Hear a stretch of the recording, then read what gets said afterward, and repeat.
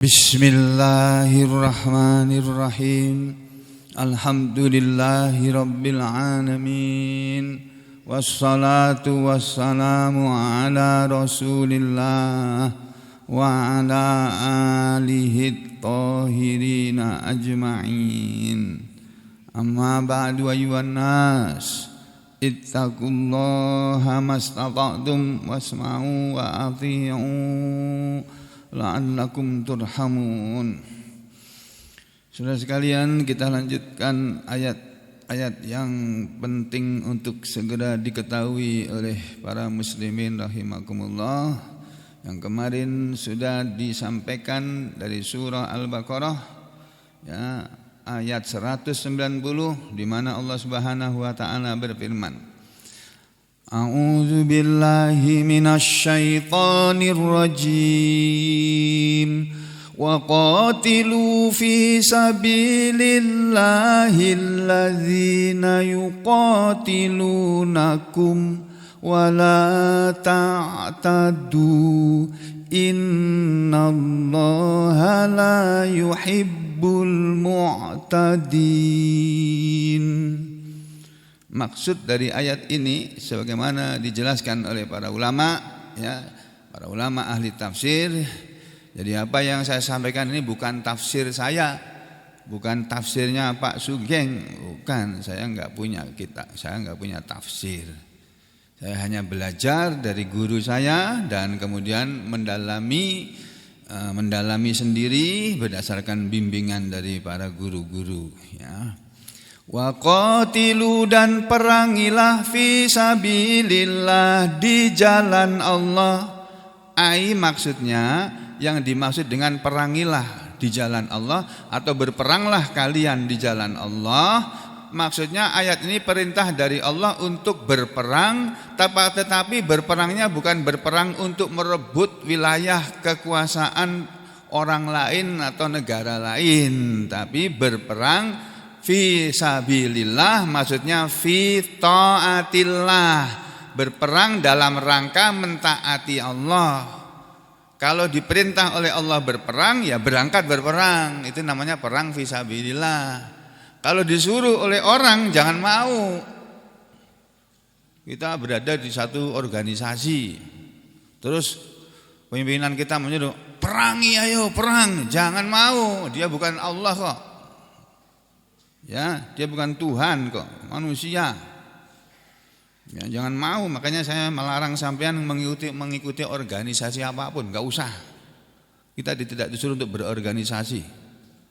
Udah, kita hidup sebagai pribadi muslim, mengurusi diri kita dan keluarga kita, menyelamatkan diri kita dan keluarga kita dari api neraka. Udah, selesai.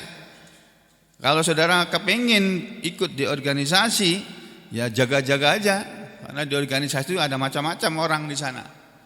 Ada orang yang mengerti Islam, ada yang enggak mengerti Islam. Ada yang pemahamannya masih dangkal, ada yang pemahamannya sudah tinggi tapi salah juga ada. Ya, jadi saudara sekalian, kita hanya disuruh oleh Allah berperang di jalan Allah, berperang dalam rangka mentaati Allah. Siapa yang diperangi? Alladzina yuqatilunakum, orang-orang yang mereka memerangi kalian. Nah, jadi Allah awalnya, ini ayat yang pertama yang turun tentang perintah perang. Sebelumnya, ini keterangannya. Karena adalah keadaannya fi ibtida'il Islam, di dalam, di waktu ibtida'il Islam, permulaan Islam, disampaikan oleh Nabi Muhammad SAW. Jadi pada keadaan di permulaan Islam ini didakwahkan oleh Nabi Muhammad SAW, amarallahu ta'ala, Allah memerintahkan, Allah siapa? Allah Ta'ala, Allah yang maha tinggi, memerintahkan rasulahu ya, kok tulisannya gini sih ya, memerintahkan kepada rasulahu, kepada rasulnya. Kok gini sih, ini salah, ini enggak ada ini ya. Allah memerintahkan kepada rasulnya ya, apa yang diperintahkan oleh Allah? Rasulnya sallallahu alaihi wasallam. Jadi di permulaan Nabi berdakwah, mengajak orang Mekah masuk Islam, itu tidak ada perintah untuk perang, nggak ada. Perintahnya adalah Allah Ta'ala menyuruh Nabi Muhammad SAW bil kafi, dengan menahan diri an kitali, dari memerangi al musyrikina, orang-orang musyrikin, orang-orang musyrik penyembah berhala. Summa, kemudian lama ketika hajaro, Nabi kita sudah berhijrah ilal Madinati, ke Madinah, amarahu, Allah pun memerintahkan kepada beliau bikitali, untuk memerangi man qatalahu minhum, memerangi orang yang memerangi beliau dari kalangan mereka, yakni dari kalangan orang-orang musyrik Mekah penyembah berhala, bihadhil ayati, dengan berdasarkan ayat ini. Jadi perintah perang dan peperangan yang dijalani oleh Nabi Muhammad SAW itu bukan perang merebut kekuasaan wilayah, kekuasaan orang lain, tapi mendakwahkan, menawarkan Islam kepada mereka. Karena jalan satu-satunya menuju surga itu cuma al-Islam. Tidak ada jalan lain, tidak ada. Satu-satunya. Ya. Karena jalan Islam itu adalah jalannya para nabi dan Rasul-Rasul Allah seluruhnya. Mulai dari Nabi Nuh alaihissalam sampai kepada Nabi Muhammad SAW. Nabi Nuh adalah Rasul yang pertama. Nabi Muhammad SAW adalah Rasul yang terakhir. Dari semua Rasul yang pernah diutus oleh Allah itu mengajarkan agama Islam, ajaran Islam, yaitu penyembahan kepada Allah saja dan meninggalkan penyembahan kepada apa saja dan siapa saja selain Allah. Kemudian menjalani hidup ini berdasarkan apa yang diperbolehkan oleh Allah dijalani, apa yang dilarang oleh Allah jangan dijalani, apa yang diperintahkan oleh Allah dilaksanakan. Udah. Sambil kita jadi orang swasta, jadi orang negeri, pegawai negeri, jadi polisi, jadi tentara, jadi nelayan, jadi petani, jadi pengusaha, jadi pedagang, jadi guru, jadi dosen, jadi apa sajalah, terserah, sesuai dengan takdirnya masing-masing. Ya. Kemudian waqala Ar-Rabi bin Anas, dan telah berkata ahli tafsir yang bernama Ar-Rabi bin Anas, hadhihi, ini maksudnya ini ayat adalah awal ayat atau ayat yang pertama kali nazalat turun fil qital, dalam persoalan perang. Summa, kemudian amarahu, Allah memerintahkan kepada beliau Rasulullah SAW bi qitalil musyrikina, untuk memerangi orang-orang musyrik, orang-orang penyembah berhala yang memerangi beliau kafatan, secara keseluruhan. Jadi mula-mula yang diperintahkan oleh Allah untuk diperangi hanya orang-orang musyrik yang memerangi beliau. Tapi kemudian datang lagi perintah Allah di ayat-ayat yang belakangnya. Sekarang yang diperangi bukan hanya orang-orang musyrik yang memerangi beliau, tapi semua orang musyrik diperangi.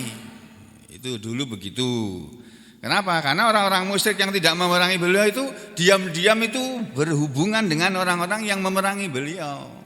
Ya akhirnya ya karena berhubungan, bersekutu, ya ikut diperangi. Ya kayak sekarang ini loh, Rusia menyerang Ukraina. Ukraina minta tolong sama NATO. Dia mau masuk NATO, tapi sama Rusia nggak boleh, kamu jangan ikut NATO, kamu itu orang Rusia, kamu itu orang sini. Jangan masuk sama orang Eropa Timur, Eropa Barat sana. Kita ini orang Eropa Timur. Nggak boleh itu, tapi dia nekat. Nah, dan karena ada yang minta tolong, katanya Pak Putin ini. Nah, ada yang minta tolong kepada Putin untuk ini karena Ukraina sudah kelewat batas, karena mereka melakukan pembantaian terhadap orang-orang yang berbahasa Rusia. Nah, jadinya terus terjadi perang ini. Nah, NATO mau menerima Ukraina sebagai anggotanya, nggak mau itu. Nah, sekarang tambah kacau nih, ya, tambah NATO. Australia ikut-ikutan sekarang. Australia, Inggris akan membantu Ukraina menghadapi Rusia. Wes, perang dunia ketiga, kiamat nanti sudah. Sampean tenang-tenang saja di sini, berdoa sama Allah, minta selamat dunia akhirat, ya, kemudahan urusan dunia akhirat. Dah, itu sambil cari uang, berdoa sambil berusaha. Jadi perintah memerangi orang musyrik secara keseluruhan baru turun belakangan, yaitu dengan turunnya ayat nanti di sini. Qatalu au berperanglah kalian, au lam yuqatilu atau kalian tidak memerangi. Ya. Jadi ada dua pilihan. Kalian boleh memerangi mereka. Kalau mereka memerangi kalian atau mereka bersekutu dengan orang lain yang memerangi kalian, perangi semuanya. Tapi ada pilihan lain, tidak memerangi juga enggak apa-apa, asal tidak ada bahaya. Nah, ini perintah memerangi orang musyrik secara keseluruhan biqaulihi dengan adanya firman Allah yang turun di belakangnya yang berbunyi faqtulul musyrikin, maka perangilah orang-orang musyrik itu. Ya, orang-orang musyrik semuanya, bukan hanya ini. Waqatilu fi sabilillahil ladzina yuqatilunakum, bukan hanya itu. Dan perangilah di jalan Allah orang-orang yang memerangi kalian. Awalnya yang diperangi hanya yang memerangi saja. Tapi kemudian Allah memerintahkan memerangi semua orang musyrik. Ya. Lalu kata ahli tafsir, fasarat, maka menjadilah hadhil ayatu, ayat ini ayat faktulul musyrikina, ini hadil ayah maksudnya ayat yang dalam surat Al-Baqarah ini, faqatilul ladzina yuqatilunakum fi sabilillah waqatilu fi sabilillahil ladzina yuqatilunakum. Ayat ini kemudian mansukhun, ini ya, ayat ini kemudian dimansuh. Mana tadi? Ini menurut keterangan ahli tafsir Ar-Rabi' bin Anas, ya. Mana tadi ini? Ketika Nabi sudah hijrah, ini dia. Fasarat, maka menjadilah hadhil ayatu, ayat yang dalam surat Al-Baqarah ini mansukhotan, ayat yang mansuh, yang sudah dihapus hukumnya, tidak berlaku lagi. Karena sudah turun keluar peraturan yang baru, peraturan yang lama dihapus. Nah, seperti kalau kita dalam kehidupan bernegara, kalau keluar undang-undang yang baru, undang-undang yang lama enggak berlaku lagi, itu. Ya, dihapuslah ayat ini biha, dengan ayat yang turun belakangan ini. Wakilah, dan dikatakan sebagian ahli tafsir, nusikho, ayat dalam surah Al-Baqarah ini dihapus bukan dengan ayat ini, tapi biqaulihi, dengan firman Allah, faqtulul musyrikin, maka perangilah orang-orang musyrik itu semuanya. Itu wa qauluhu, kemudian dan firman Allah tadi yang pertama ayatnya, halo, sambil sampean melihat, oh enggak ada di situ ya. Nih ya, tadi ini loh ayat 190 yang sedang kita bicarakan. Nih. Nah ini, wa qatilu fi sabilillahil ladzina yuqatilunakum, itu kan, dan perangilah di jalan Allah orang-orang yang memerangi kalian. Jadi kalau ada orang enggak memerangi kita, kita jangan memerangi mereka. Islam ini asalnya itu membawa perdamaian, membawa kedamaian. Islam itu tidak mengajak perang, tidak menyuruh kita perang, itu enggak. Perang itu dilakukan kalau diperangi. Ya, dan itu wajar dalam pengetahuan manusia, namanya kita diperangi ya membela diri, ya. Memerangi mereka juga yang memerangi. Asalnya Islam membawa kedamaian. Jadi kalau tidak damai, orang Islam tidak damai, berarti yang salah itu bukan Islamnya, tapi orang Islamnya itu yang enggak mau damai. Ya, Islam jangan disalahkan. Islam itu enggak ada salahnya. Yang salah itu orang-orang Islamnya. Kita ini kadang-kadang salah. Suruh rukun sama orang lain enggak mau. Karena sudah terlanjur benci. Ya. Nah, di belakangnya ada kalimat wala ta'tadu, dan janganlah kalian melampaui batas. Jangan melampaui batas maksudnya apa? Ini, wala ta'tadu, dan janganlah kalian melampaui batas, yaitu la tubdiuhum bil qital. Janganlah kalian memulai kepada mereka bil qital, dengan perang. Kamu enggak boleh memulai peperangan. Itu Allah mengajari dan janganlah kalian melampaui batas. Maksudnya kata sebagian ahli tafsir makna jangan melewati batas itu maksudnya jangan mendahului perang. Jangan. Perang itu dilakukan kalau diperangi. Mendahului jangan. Itu begitu ya. Wakila dan dikatakan menurut tafsir yang lain hadhil ayatu ayat ini ayat dalam surat Al-Baqarah yang sedang kita pelajari ini wa qatilu fi sabilillahi alladziina yuqatilunakum wa la ta'tadu innallaha la yuhibbul mu'tadin. Ayat ini kata para ulama ya hadhil ayatu ayat ini muhkamatun ayat yang muhkamat yang wajib diketahui oleh setiap muslim, bukan ayat mutasyabihat ini ayat muhkamat, ayat muhkamah. Ghairu mansukhatin, ayat ini tidak dimansuh, jadi masih berlaku sampai hari ini.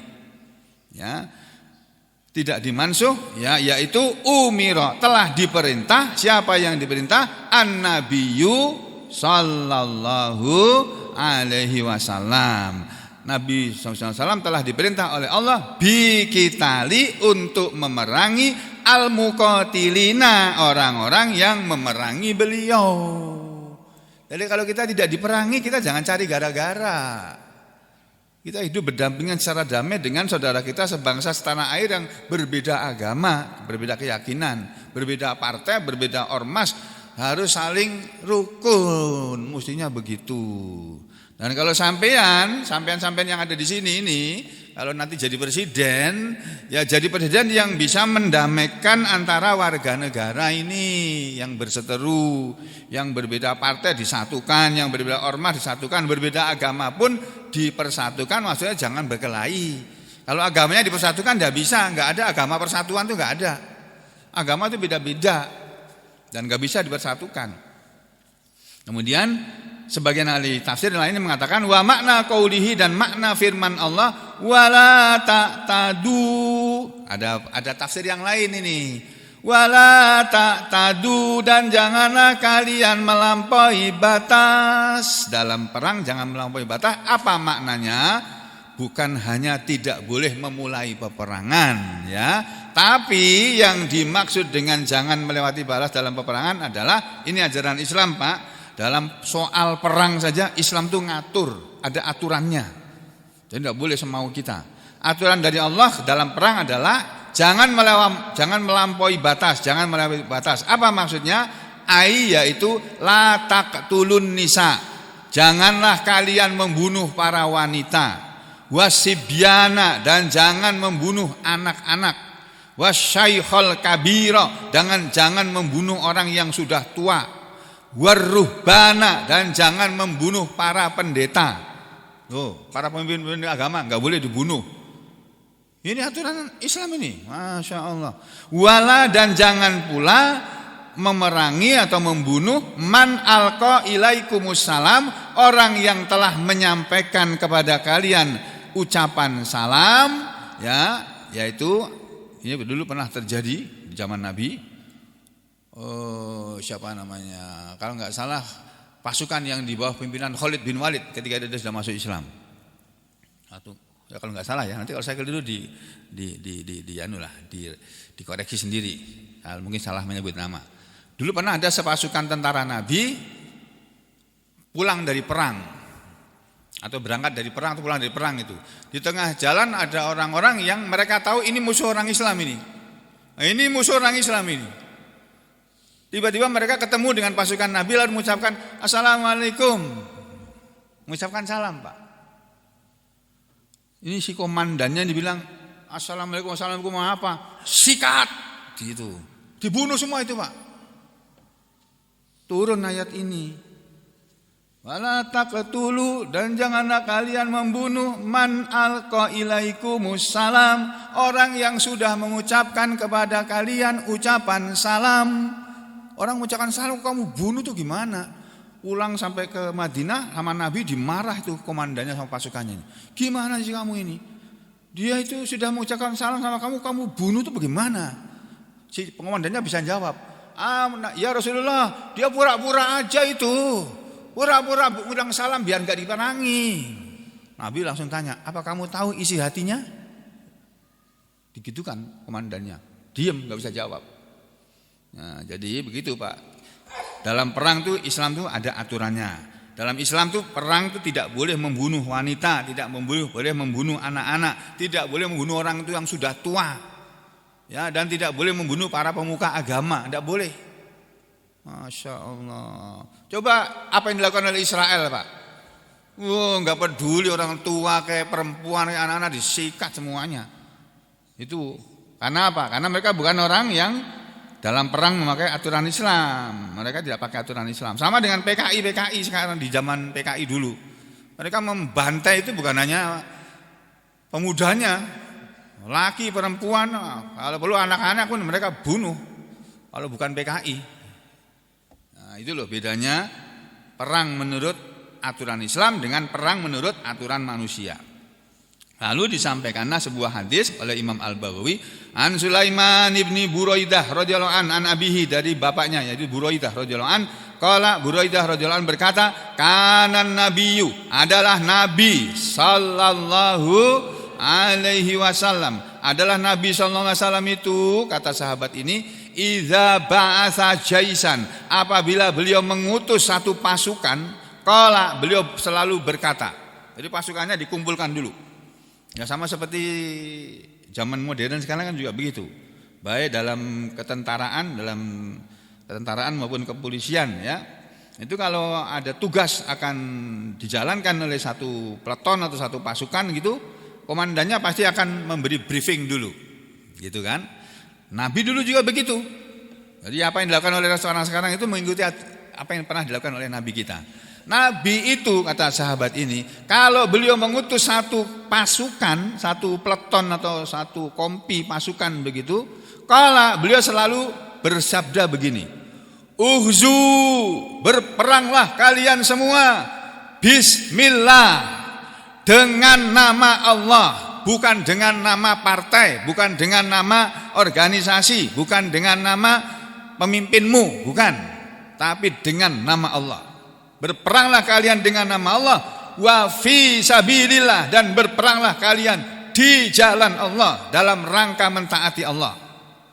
Qatilu, perangilah, man kafara billah, siapa saja yang mengingkari Allah, yang mengingkari Allah, yang menghina Allah, yang membuli Allah, kalian perangi orang itu. Tetapi la taghlu, janganlah kalian melampaui batas atau berlebih-lebihan dalam memerangi orang. Wala taqtulu, dan janganlah kalian membunuh imro'atan, seorang wanita. Wala, dan jangan pula walidan, membunuh seorang anak. Wala, dan jangan pula membunuh syaikhon kabiron, orang yang sudah tua. Ini hadis sahih riwayat Muslim. Terus Allah bilang di akhir ayat, innallaha la yuhibbul mu'tadin, sesungguhnya Allah tidak mencintai, tidak menyukai al-mu'tadin, orang-orang yang melampaui batas. Makanya kita jangan jadi orang yang melampaui batas. Kita berjalan di dalam batas-batas yang diperbolehkan. Itu ya, apa yang diperbolehkan oleh Allah itu yang kita jalani. Jangan melewati batas. Jalan Allah, al-Islam ini, ya, agama Islam ini ibarat jalan yang lurus. Kata Rasulullah, ibarat jalan yang lurus yang di kanan, yang ada pagarnya. Kanan kirinya itu ada pagarnya. Jalan yang ada pagarnya. Dan itu di Indonesia enggak ada, Pak. Jalan tol di Indonesia ini, Pak, ada pagarnya sekarang. Di kanan kirinya itu ada pagar, tapi pendek, ya kan? Kalau di Eropa itu pagarnya tinggi, Pak, orang nggak bisa lewat, dan tikus pun nggak bisa lewat. Itu saking orang Eropa itu menghargai makhluk, padahal mereka bukan Muslim loh, Pak. Jadi jangan sampai ada anjing atau kucing yang bisa nerobos masuk ke jalan tol. Rapat itu sepanjang jalan dari Jerman sampai Perancis, dari mana? Jerman sampai Belgia, dari Swiss sampai Belgia apa sampai Jerman, lupa saya. Nanti lihat di peta lagi ya.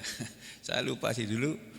Asik itu kita piknik Piknik dibayarin, gratis, enak. Saya berdua sama bunda saja, Zidan belum lahir itu. Ya, jadi kita tuh lewati jalan tol, masya Allah, jalan sini kayak gitu ya. Dan mereka berkendaraan tuh sopan Pak, nggak ada yang di jalan tol tuh nggak ada yang gini Pak. Itu nggak ada. Dia sudah ambil di sini kanan, ya kanan terus. Ambil di tengah, kena tengah terus. Ambil di kiri, kiri terus. Kalau mereka kira-kira nanti mau pindah jalur, jauh-jauh sebelum ada orang, masih jauh kendaraan di belakangnya, baru mereka rifting, ambil jalan mau kanan mau belok kiri misalnya begitu. Yang mau motong jalan mendadak tuh nggak ada. Kalau di Indonesia kan sakarepe dhewe itu, semaunya aja. Makanya polisi lalu lintas ya bisa pusing dibikin oleh pengendara ini yang tidak mematuhi aturan lalu lintas. Udah, kembali ke sini. Kemudian pada ayat selanjutnya, kalau tadi ayat 190, pada ayat berapa ini? 191, 192, 193. Ini masih urusan perang. Kita lihat saja secara ringkas ya.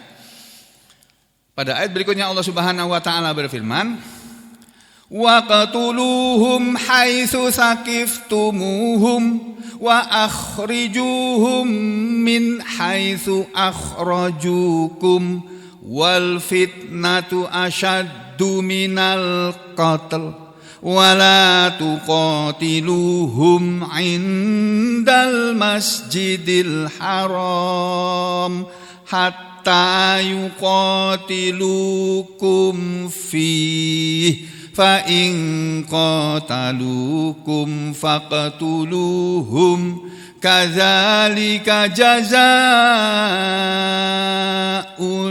kafirin fa in intahau fa innallaha ghafurur rahim. Allahumma fir lana warhamna wa qatiluhum hatta la takuna fitnatu wa yakuna ad-dinu lillah fa in intahau fala udwana illa 'alal zalimin. Tiga ayat berikutnya ini juga berbicara tentang perang. Saudara perhatikan ayat-ayatnya dari ayat 191. Allah berfirman, waqtuluhum haitsu saqiftumuhum. Kalau sudah terjadi perang, Allah menyuruh begini, waqtuluhum, dan perangilah mereka. Coba tolong baca terjemahan Kementerian Agama ayat 191. Apa? Bunuh. Nah, itu artinya dan bunuhlah mereka, begitu ya. Waqtuluhum, kalau qatilu perangilah. Ini enggak uktulu. Waqtuluhum, dan bunuhlah mereka. Namanya perang itu kalau enggak membunuh ya dibunuh.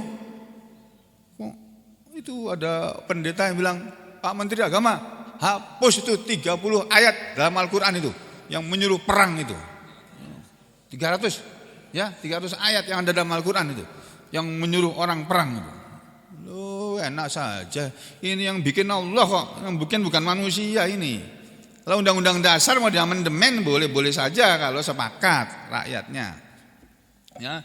Waqtuluhum, dan bunuhlah mereka dalam perang itu, haitsu, di mana saja, saqiftumuhum, kalian mendapati mereka, ketemu sama mereka dimanapun mereka berada, asal bukan perempuan, bukan orang tua, bukan anak-anak, tembak, sudah selesai. Kalau sekarang, kalau zaman dulu panah, ditombak, pedang. Kila dikatakan oleh sebagian ulama ahli tafsir, nusikhotil ayatu, telah dihapus ayat ini sudah dihapus. Nusikhotil ayatul ula, telah dihapus ayat yang pertama dalam surah Al-Baqarah 190 tadi, bihadihil ayah, dengan ayat ini, ayat 191 dan seterusnya. Wa maknahu, dan maknanya, makna ayat ini jadinya, para ulama ahli tafsir dalam menjelaskan ayat-ayat tentang persoalan perang ini mengatakan bahwa wa maknahu, dan makna ayat ini, tadi bunyi ayatnya kan seperti ini bunyi ayatnya, 191 ya. Waqatuluhum haitsu saqiftumuhum, dan bunuhlah mereka di mana saja kalian mendapati mereka. Wa akhrijuhum min haitsu akhrajukum, dan usirlah mereka, keluarkanlah mereka dari daerah mereka, min haitsu, sesuai dengan seperti seperti akhrajukum, mereka telah mengusir kalian, telah mengeluarkan kalian dari Mekah. Allah menyuruh Nabi memerangi orang-orang musyrik Mekah yang dulu pernah mengusir Nabi dan orang-orang Islam pengikutnya Nabi supaya keluar dari Mekah. Kalau tidak mau nurut aturan Mekah, silahkan keluar dari Mekah. Ya, kayak orang sekarang di Indonesia ini ada sebagian yang kalau nggak mau nurut, ya keluar dari Indonesia sana. Kayak orang musyrik Mekah itu. Oh, ini tanah air kita, kok kita disuruh keluar gimana? Ya.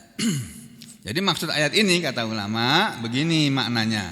Waqatuluhum, dan bunuhlah mereka, haitsu basurtum, di mana saja kalian melihat mereka. Ya. Di mana saja basurtum atau basurtum, kalian melihat muqatalahum, orang-orang yang memerangi mereka. Wa akhrijukum min haitsu akhrajukum, dan usirlah mereka dari arah yang mereka telah mengusir kalian, seperti mereka telah mengusir kalian.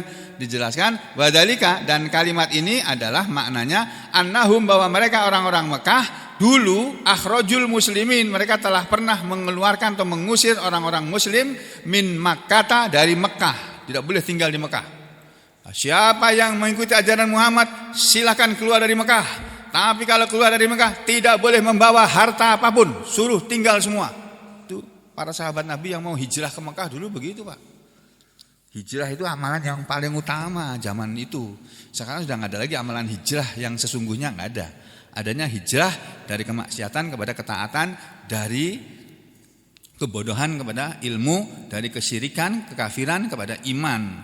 Itu ya, dari bid'ah kepada sunnah. Itu adanya hijrah itu di situ, kayak gitu di sini. Kalau hijrah seperti zaman Nabi itu sudah nggak ada lagi amalan itu. Itu hanya mereka para muslimin zaman Nabi aja yang mengalami amalan hijrah tadi. Jadi faqala, maka berkatalah Allah, berfirman Allah, akhrijuhum, keluarkanlah mereka, min diarihim, dari kampung halaman mereka, kama akhrajukum, sebagaimana mereka dulu mengusir kalian, min diarikum, dari kampung halaman kalian. Wal fitnatu asyaddu minal qatl. Ayat ini kalau diterjemahkan dalam bahasa Indonesia, wal fitnatu, dan fitnah itu, asyaddu, lebih berat, biasa diartikan lebih kejam, minal qatli, daripada pembunuhan. Fitnah itu lebih kejam daripada membunuh. Ayat ini maksudnya itu bukan begitu. Ya. Fitnah lebih kejam dari pembunuhan itu mungkin betul kalimat itu, tapi tidak betul kalau itu dipakai untuk memahami ayat ini. Yang dimaksud dengan wal fitnatu asyaddu minal qatl, dan fitnah itu lebih berat daripada perang, daripada membunuh. Yakni maksudnya yang dimaksud dengan fitnah adalah syirkuhum billahi azza wa jalla. Fitnah itu maksudnya perbuatan syirik mereka kepada Allah yang maha gagah dan maha perkasa. Itu asyaddu minal qatl, asyaddu, lebih berat resikonya, akibatnya, wa a'dhamu, dan lebih besar, minal qatl, ya, min qatlikum, daripada membunuhnya kalian, iyahum, kepada mereka, fil haram, di tempat yang haram, wal ihram, dan di tempat sedang ihram, ya, di tempat yang mulia, di Masjidil Haram, atau itu tidak boleh. Tapi kalau diperangi di Masjidil Haram, boleh kamu perang di sana. Tapi kamu mengawali perang di Masjidil Haram tidak boleh. Nah, dan yang dimaksud dengan fitnah itu lebih kejam daripada pembunuhan. Wal fitnah itu asyaddu minal qatl, maksudnya syirik itu lebih berat lebih besar akibatnya daripada perang. Lebih baik kita perang daripada kita hidup disuruh jadi orang musyrik. Itu maksudnya begitu. Nah, syukur alhamdulillah kita di Indonesia ini masih hidup, masih bisa hidup mengamalkan ajaran agama kita yang namanya Islam ini. Walaupun negara kita bukan negara yang berdasarkan Islam. Tapi kita oleh pemerintah dipersilahkan. Silakan tarawih seperti dulu lagi. Sekarang haji umroh dibuka lagi. Pengajian silakan, masih enak. Mumpung masih bisa begitu, sampean sungguh-sungguh ngajinya supaya ilmunya ini betul-betul nempel nyangkut di otak dulu, kemudian turun ke hati. Nah kalau sampean ngajinya ngantuk, nah giliran perang bingung sampean. Apa dulu perintahnya? Suruh apa? Nah, nggak tahu. Ya jangan. Itu ayat ini diterangkan begitu oleh para ulama. Wala tuqatiluhum indal masjidil haram, dan janganlah kalian memerangi mereka di Masjidil Haram. Jadi perang di Masjidil Haram itu enggak boleh. Hatta yuqatilukum fih, sampai mereka memerangi kalian di dalamnya, sampai kalian memerangi kalian di Masjidil Haram. Fa in qatalukum, maka jika mereka memerangi kalian, faqtuluhum, maka bunuhlah mereka, maka perangilah mereka atau bunuhlah mereka. Bahkan ada fi ibtidail Islam, dan ayat ini adalah pada permulaan Islam. Karena awalnya adalah la yahillu, tidak boleh, tidak halal, bidayatuhum bil qital, memulainya mereka untuk perang fil baladil haram, di negeri haram. Maksudnya di Mekah itu awalnya dilarang perang. Tsumma sara, kemudian menjadilah mansukhon, ayat ini dihapus, mansuh biqaulihi, dengan firman Allah Ta'ala. Ayat yang menjadi nasihnya, yang menjadi penghapusnya adalah ayat yang berbunyi wa qatiluhum hatta la takuna fitnah, dan perangilah mereka sampai tidak ada lagi kesyirikan. Kadzalika, demikianlah jazaul kafirin, pembalasan untuk orang-orang yang kafir. Fa inin tahau, maka jika mereka berhenti wahai Rasulullah, berhenti memerangi kalian, fa innallaha, maka sesungguhnya Allah ghafurun, maha pengampun, rahimun, maha penyayang. Maksud ayat ini, fa inin tahau, maka jika mereka orang-orang musyrik itu wahai Muhammad, orang-orang Mekah itu apabila mereka berhenti anil qitali wal kufri, dari memerangi kamu dan berhenti dari kekafiran, ya sudah, maafkanlah mereka. Walaupun mereka dulu pernah mencaci maki kamu, pernah memboikot kamu, pernah memukuli kamu, menyiksa kamu, maafkan kalau mereka sudah tidak memerangi. Kenapa? Fa innallaha, karena sesungguhnya Allah ghafurun, maha pengampun, rahimun, maha penyayang. Maksudnya Allah itu ghafurun, maha pengampun, lima salafa, bagi apa saja yang telah lalu, ya, bagi dosa-dosa apa saja yang pernah dilakukan oleh manusia yang telah lalu. Rahimun, Allah itu maha penyayang, bil ibad, kepada hamba-hambanya. Ayat yang terakhir 193, wa qatiluhum hatta la takuna fitnah wa yakuna dinu lillah fa in tahau fala udwana illa 'alal zalimin. Makna ayat ini, wa qatiluhum, ini yang pertama nih loh. Wa qatiluhum, dan perangilah mereka. Mereka siapa? Yakni al-musyrikin, yaitu orang-orang musyrik. Dan perangilah mereka orang-orang musyrik hatta la takuna fitnah, sampai tidak ada fitnah. Sampai tidak ada fitnah apa maksudnya? Sampai tidak ada fitnah, ai syirkun. Hatta la takuna syirkun, perangilah orang-orang musyrik itu sampai tidak ada lagi kemusyrikan. Itu yakni qatiluhum, perangilah mereka wahai Muhammad, hatta yuslimu, sampai mereka masuk Islam. Ya, karena manusia itu tidak boleh menyembah kayu, menyembah batu, menyembah patung, menyembah berhala, enggak boleh. Mereka itu yang menciptakan Allah, yang ngasih makan mereka Allah, yang ngasih rezeki mereka Allah, yang mengasih kesehatan mereka Allah, yang mengasih kehidupan mereka juga Allah, dan yang mematikan mereka nanti juga Allah. Berhala-berhala itu tidak bisa berbuat apa-apa. Patung-patung yang disembah oleh orang-orang Mekah dulu itu. Maka perangilah orang-orang Mekah itu Muhammad sampai mereka masuk Islam. Ya, fala yuqbalu minal wasaniyi, maka janganlah diterima dari para penyembah berhala itu illa kecuali al-Islam, Islam. Kalau mereka mau menerima Islam, selamat mereka, aman. Fa in aba, kalau mereka enggan masuk Islam, kutila, diperangi. Ya.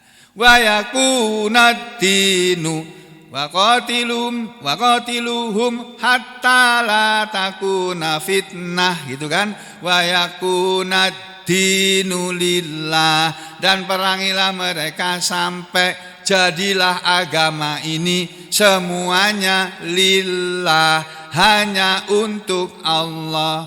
Agama hanya untuk Allah maksudnya at-ta'atu, sampai ketaatan, wal ibadatu, dan semua peribadahan hanya ditujukan kepada Allah, baru kamu berhenti Muhammad, jangan perang lagi.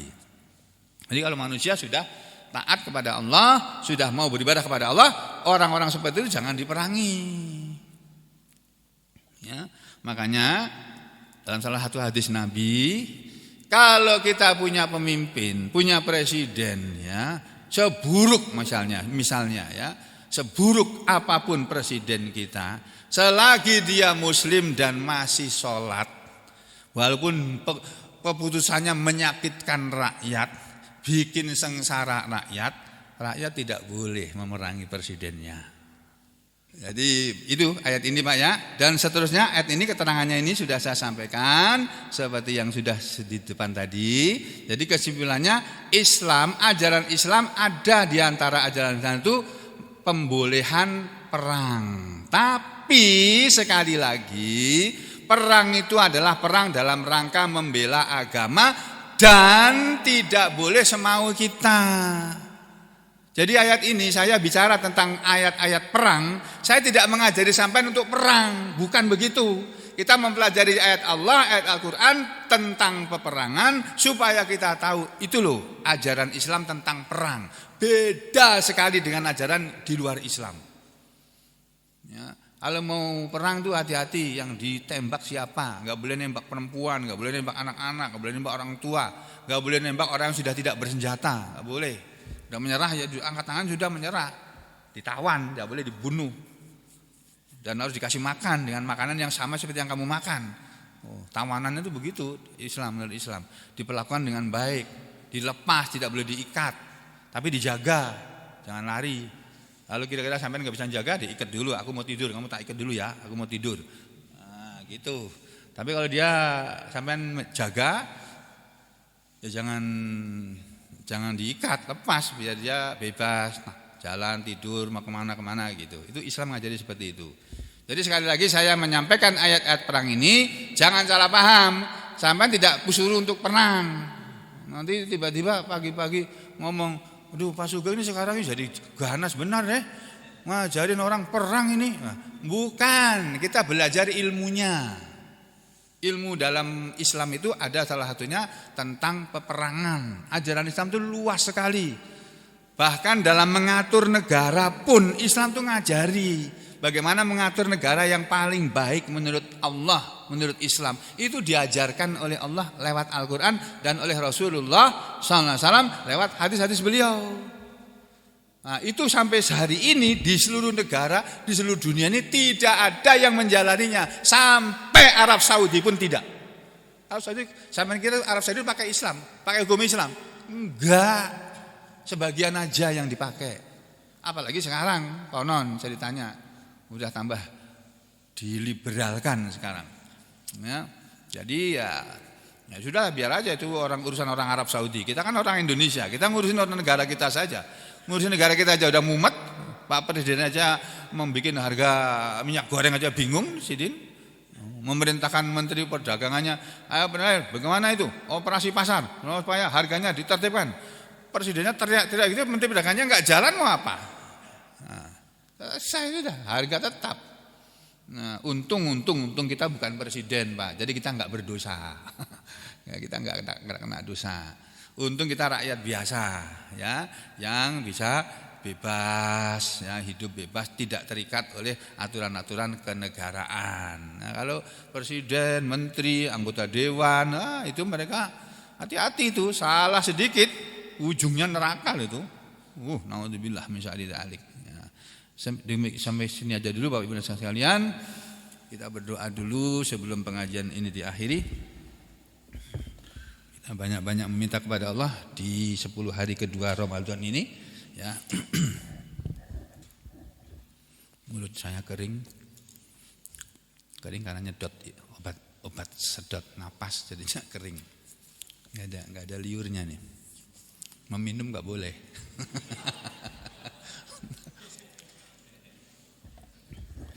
Bismillahirrahmanirrahim. Alhamdulillahirabbil alamin. Allahumma shalli ala Muhammad wa ala ali Muhammad. Ya Allah, ampunilah dosa-dosa dan kesalahan kami semuanya ya Allah. Berilah kami semua kesehatan dan kekuatan agar dapat menyelesaikan puasa Ramadan ini sampai selesai ya Allah. Dan agar dapat hidup terus menyembah kepadamu dan mengamalkan agamamu ya Allah. Ampunilah dosa dan kesalahan kami semuanya. Berilah kami semuanya kesehatan dan kekuatan dan sembuhkanlah penyakit-penyakit yang sedang diderita oleh kami atau sebagian dari kami. Dan hindarilah kami, jauhkanlah kami dari segala penyakit yang bisa menyerang otak dan saraf-saraf kami, kedua mata kami, telinga, hidung, tenggorokan, sinus dan konka serta nasofaring kami. Penyakit-penyakit yang bisa menyerang gigi, gusi dan mulut kami. Lindungilah kami dari segala penyakit yang bisa menyerang lambung kami, usus 12 jari, usus kecil, usus besar, sigmoid, rektum dan anus, dan sembuhkanlah penyakit ambeien kami, dan lindungilah kami dari penyakit karsinoma rekti ya Allah. Sembuhkanlah penyakit-penyakit yang ada dan hindarilah kami dari penyakit-penyakit yang bisa menyerang limpa dan hati kami, pankreas dan empedu kami. Sembuhkanlah semua penyakit yang bisa menyerang saluran cerna kami ya Allah.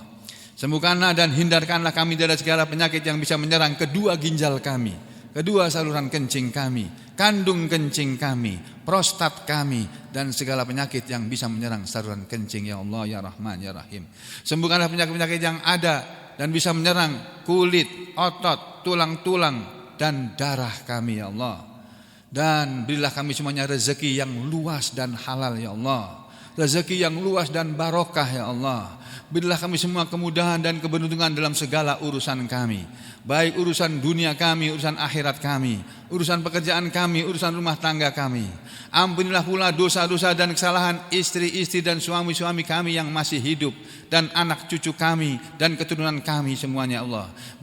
Berilah mereka semuanya petunjuk dan jauhkanlah mereka dari kesyirikan dan kemaksiatan dalam segala urusan mereka, baik urusan sekolah mereka, urusan kuliah mereka, pekerjaan mereka, rumah tangga mereka, dan urusan dunia serta urusan akhirat mereka ya Allah. Berilah kami semua ya Allah keselamatan dalam kehidupan kami ini ya Allah. Berilah kepada saudara-saudara kami yang menjalankan safar, yang akan atau sedang menjalankan safar pada hari ini. Berilah keselamatan kepada kami semuanya, kepada mereka semuanya ya Allah dalam safar-safar kami. Jauhkanlah kami dari segala macam mara bahaya, baik mara bahaya dan aral yang melintang, yang berupa gangguan-gangguan, baik gangguan cuaca di udara, gangguan mesin pesawat, gangguan jadwal penerbangan, gangguan perjalanan darat kami, gangguan roda pesawat maupun roda mobil yang kami naiki, dan juga gangguan jalanan yang kami lalui. Ya Allah, berilah kami semuanya keselamatan dalam perjalanan pergi dan pulang kami. Berilah kami semuanya keridhaan-Mu dalam perjalanan kami ya Allah. Dan berilah kami bekal ketakwaan dalam perjalanan kami ya Allah. Jadikanlah kami orang-orang yang istiqomah dalam agama ini ya Allah. Ampunilah dosa dan kesalahan kedua orang tua kami, baik yang sudah meninggal dunia maupun yang masih hidup ya Allah. Ampunilah dosa kami kepada kedua orang tua kami selama mereka masih hidup, ketika mereka masih hidup ya Allah. Ampunilah pula dosa dan kesalahan istri dan suami-suami kami yang sudah meninggal dunia ya Allah, dan yang masih hidup. Yang sudah meninggal ya Allah, baik orang tua kami maupun istri dan suami kami, luaskanlah kubur mereka. Ampunilah dosa mereka dan rahmatilah mereka. Luaskanlah kubur mereka, terangilah kubur mereka. Angkatlah mereka dalam derajat illiyin ya Allah. Dan terangilah kuburnya, luaskanlah kuburnya, lindungilah mereka dari azab kubur dan azab neraka, dan pertemukanlah kami dengan mereka di Jannatul Firdaus ya Allah. Ya Allah, ampunilah dosa dan kesalahan kami, berilah kami kemudahan dalam segala urusan kami, berilah kami semuanya apa yang kami minta ya Allah. Hanya kepada Engkau, hanya kepada Paduka kami menyembah, dan hanya kepada Paduka kami mohon pertolongan ya Allah. Rabbana atina fid dunya hasanah wa fil akhirati hasanah wa qina adzabannar. Subhana rabbika rabbil izzati amma yasifun wa salamun alal mursalin walhamdulillahi rabbil alamin. Wassalamualaikum warahmatullahi wabarakatuh.